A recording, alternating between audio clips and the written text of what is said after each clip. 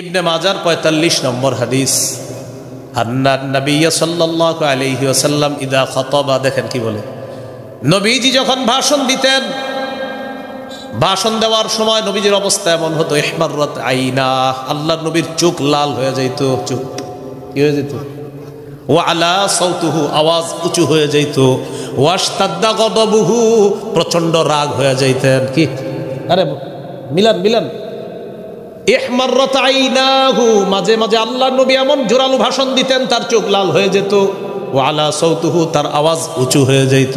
আওয়াজ কি হইতো? আরে আলা সাউতুহুর একদম সরল অনুবাদ, আলা উঁচু হতো, সাউতুহু তার আওয়াজ। তো আওয়াজ উঁচু হওয়ার দলিল আসেনি? না, আপনাদের চেহারা মনে হইতেছে হুজুর এটা কি করেন আপনি? আরে হয়, এটা তো হাদিস। আলা সাউতুহু, আওয়াজ উঁচু হতো, এটার দলিল আসেনি? ওয়াশতাদ্দা গদবুহু, নবীজির প্রচন্ড রাগ হয়ে যেতেন, গলার রগ ফুলে যেত।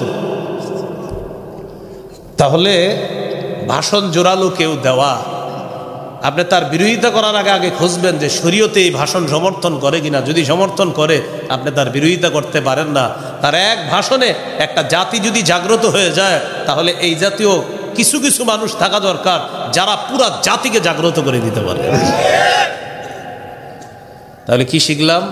নবীজি মাঝে মাঝে ভাষণ দিতেন এমনভাবে, আলা সাউতুহু, আওয়াজ উঁচু হয়ে যেত, ইহমাররাত আইনা, চোখ লাল হয়ে যেত রাগে, ওয়াশতাদ্দা গদবুহু, প্রচণ্ড রাগ হইতেন, কান্নাহু মুনজিরু জাইশিন, যেন নবী কোনো দলকে সতর্ক করতেন, এই শোনো, এই শোনো, সতর্ক করতেন কোনো জাতিকে। নবী মাঝে মাঝে এমনভাবে ভাষণ দিতেন।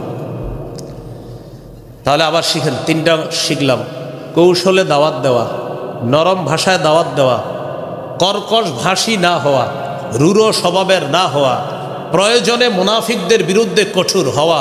কোরআনের সূরা তাহরিমের ৯ নম্বর আয়াত, ইবনে মাজার ৪৫ নম্বর হাদিস। প্রয়োজনে মুনাফিকদের বিরুদ্ধে কঠোর হওয়া, এটাও জরুরি, এটা দরকার। আল্লাহ কথাগুলা মনে রাখার তৌফিক দান করেন।